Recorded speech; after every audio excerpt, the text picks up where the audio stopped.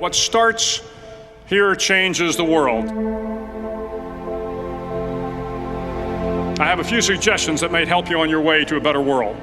And while these lessons were learned during my time in the military, I can assure you that it matters not whether you ever served a day in uniform. It matters not your gender, your ethnic or religious background, your orientation, or your social status. Our struggles in this world are similar, and the lessons to overcome those struggles and to move forward, changing ourselves and changing the world around us, will apply equally to all. So here are the 10 lessons I learned from basic SEAL training that hopefully will be of value to you as you move forward in life. Every morning in SEAL training, my instructors, who at the time were all Vietnam veterans, would show up in my barracks room, and the first thing they'd do was inspect my bed. If you did it right, the corners would be square, the covers would be pulled tight, the pillow centered just under the headboard, and the extra blanket folded neatly at the foot of the rack. It was a simple task, mundane at best, but every morning we were required to make our bed to perfection. It seemed a little ridiculous at the time, particularly in light of the fact that we were aspiring to be real warriors, tough, battle-hardened SEALs. But the wisdom of this simple act has been proven to me many times over. If you make your bed every morning, you will have accomplished the first task of the day. It will give you a small sense of pride, and it will encourage you to do another task, and another, and another. And by the end of the day, that one task completed will have turned into many tasks completed. Making your bed will also reinforce the fact that the little things in life matter. If you can't do the little things right, you'll never be able to do the big things right. And if by chance you have a miserable day, you will come home to a bed that is made, that you made. And a made bed gives you encouragement that tomorrow will be better. So if you want to change the world, start off by making your bed.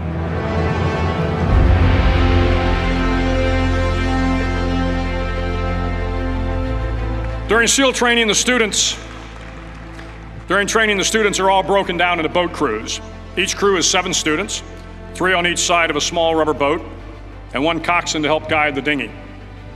Every day your boat crew forms up on the beach and is instructed to get through the surf zone and paddle several miles down the coast. In the winter, the surf off San Diego can get to be 8 to 10 feet high, and it is exceedingly difficult to paddle through the plunging surf unless everyone digs in. Every paddle must be synchronized to the stroke count of the coxswain. Everyone must exert equal effort, or the boat will turn against the wave and be unceremoniously dumped back on the beach. For the boat to make it to its destination, everyone must paddle. You can't change the world alone. You will need some help. And to truly get from your starting point to your destination takes friends, colleagues, the goodwill of strangers, and a strong coxswain to guide you. If you want to change the world, find someone to help you paddle. Over a few weeks of difficult training, my SEAL class, which started with 150 men, was down to just 42. There were now 6 boat crews of 7 men each. I was in the boat with the tall guys, but the best boat crew we had was made up of the little guys, the Munchkin crew we called them. No one was over 5'5". The Munchkin boat crew had 1 American Indian, 1 African American, 1 Polish American, 1 Greek American, 1 Italian American, and 2 tough kids from the Midwest.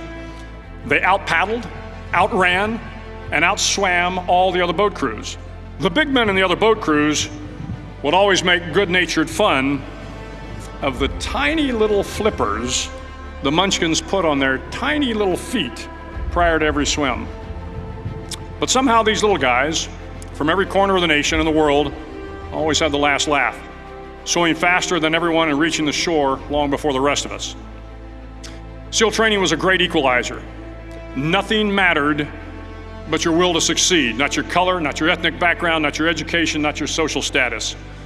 If you want to change the world, measure a person by the size of their heart, not by the size of their flippers. Several times a week, the instructors would line up the class and do a uniform inspection. It was exceptionally thorough. Your hat had to be perfectly starched, your uniform immaculately pressed, your belt buckle shiny and void of any smudges. But it seemed that no matter how much effort you put into starching your hat or pressing your uniform or polishing your belt buckle, it just wasn't good enough. The instructors would find something wrong. For failing the uniform inspection, the student had to run, fully clothed, into the surf zone.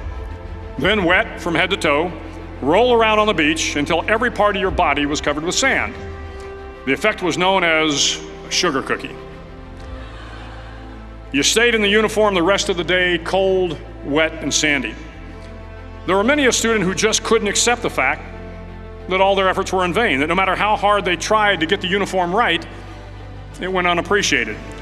Those students didn't make it through training. Those students didn't understand the purpose of the drill. You were never going to succeed.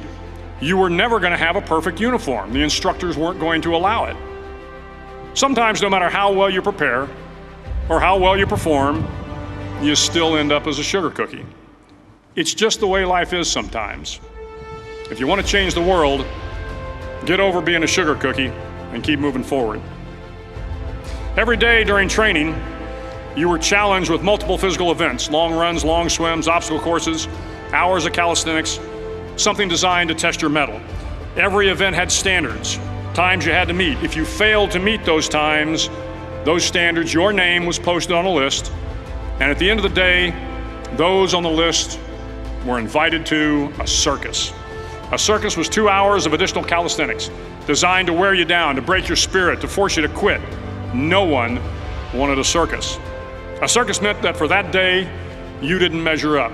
A circus meant more fatigue, and more fatigue meant that the following day would be more difficult and more circuses were likely. But at some time during SEAL training, everyone made the circus list. But an interesting thing happened to those who were constantly on the list. Over time, those students who did 2 hours of extra calisthenics got stronger and stronger. The pain of the circuses built inner strength and physical resiliency. Life is filled with circuses. You will fail. You will likely fail often. It will be painful. It will be discouraging. At times, it will test you to your very core. But if you want to change the world, don't be afraid of the circuses. At least twice a week, the trainees were required to run the obstacle course. The obstacle course contained 25 obstacles, including a 10-foot wall, a 30-foot cargo net, a barbed wire crawl, to name a few. But the most challenging obstacle was the slide for life.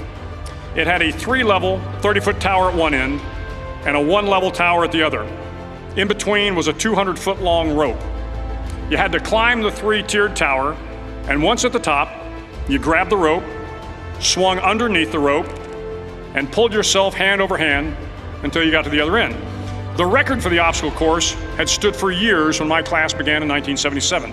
The record seemed unbeatable until one day a student decided to go down the slide for life head first. Instead of swinging his body underneath the rope and inching his way down, he bravely mounted the top of the rope and thrust himself forward. It was a dangerous move, seemingly foolish and fraught with risk. Failure could mean injury and being dropped from the course. Without hesitation, the student slid down the rope perilously fast. Instead of several minutes, it only took him half that time. And by the end of the course, he had broken the record. If you want to change the world, sometimes you have to slide down the obstacles head first. During the land warfare phase of training, the students are flown out to San Clemente Island, which lies off the coast of San Diego. The waters off San Clemente are a breeding ground for the great white sharks. To pass SEAL training, there are a series of long swims that must be completed. One is the night swim. Before the swim, the instructors joyfully brief the students on all the species of sharks that inhabit the waters off San Clemente. They assure you, however, that no student has ever been eaten by a shark, at least not that they can remember. But you are also taught that if a shark begins to circle your position, stand your ground. Do not swim away. Do not act afraid. And if the shark, hungry for a midnight snack, darts towards you, then summons up all your strength and punch him in the snout, and he will turn and swim away. There are a lot of sharks in the world. If you hope to complete the swim, you will have to deal with them. So if you want to change the world, don't back down from the sharks. As Navy SEALs, one of our jobs is to conduct underwater attacks against enemy shipping. We practice this technique extensively during training. The ship attack mission is where a pair of SEAL divers is dropped off outside an enemy harbor and then swims well over 2 miles underwater, using nothing but a depth gauge and a compass to get to the target. During the entire swim, even well below the surface, there is some light that comes through. It is comforting to know that there is open water above you. But as you approach the ship, which is tied to a pier, the light begins to fade. The steel structure of the ship blocks the moonlight. It blocks the surrounding street lamps. It blocks all ambient light. To be successful in your mission, you have to swim under the ship and find the keel, the center line, and the deepest part of the ship. This is your objective. But the keel is also the darkest part of the ship, where you cannot see your hand in front of your face, where the noise from the ship's machinery is deafening, and where it gets to be easily disoriented, and you can fail. Every SEAL knows that under the keel, at that darkest moment of the mission, is a time when you need to be calm, when you must be calm, when you must be composed, when all your tactical skills, your physical power, and your inner strength must be brought to bear. If you want to change the world, you must be your very best in the darkest moments. The 9th week of training is referred to as Hell Week. It is 6 days of no sleep, constant physical and mental harassment, and one special day at the Mud Flats. The Mud Flats are an area between San Diego and Tijuana where the water runs off and creates the Tijuana Sloughs, a swampy patch of terrain where the mud will engulf you. It is on Wednesday of Hell Week that you paddle down to the Mud Flats and spend the next 15 hours trying to survive this freezing cold, the howling wind, and the incessant pressure to quit from the instructors. As the sun began to set that Wednesday evening, my training class, having committed some egregious infraction of the rules, was ordered into the mud. The mud consumed each man till there was nothing visible but our heads. The instructors told us we could leave the mud if only 5 men would quit. Only 5 men, just 5 men, and we could get out of the oppressive cold. Looking around the mud flat, it was apparent that some students were about to give up. It was still over 8 hours till the sun came up. 8 more hours of bone-chilling cold. The chattering teeth and the shivering moans of the trainees were so loud, it was hard to hear anything. And then one voice began to echo through the night. One voice raised in song. The song was terribly out of tune, but sung with great enthusiasm. One voice became 2, and 2 became 3, and before long, everyone in the class was singing.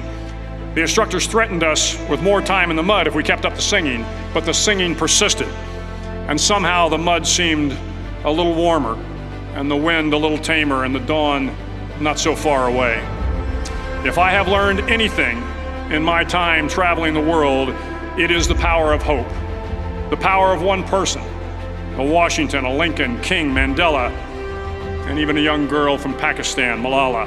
One person can change the world by giving people hope. So if you want to change the world, start singing when you're up to your neck in mud. Finally, in SEAL training, there's a bell. A brass bell that hangs in the center of the compound for all the students to see. All you have to do to quit is ring the bell. Ring the bell, and you no longer have to wake up at 5 o'clock. Ring the bell, and you no longer have to be in the freezing cold swims. Ring the bell, and you no longer have to do the runs, the obstacle course, the PT, and you no longer have to endure the hardships of training. All you have to do is ring the bell to get out. If you want to change the world, don't ever ring the bell. It will not be easy. Start each day with a task completed. Find someone to help you through life. Respect everyone. Know that life is not fair and that you will fail often. But if you take some risks, step up when the times are the toughest, face down the bullies, lift up the downtrodden, and never, ever give up. If you do these things, the next generation and the generations that follow will live in a world far better than the one we have today. And what started here will indeed have changed the world for the better. Thank you very much.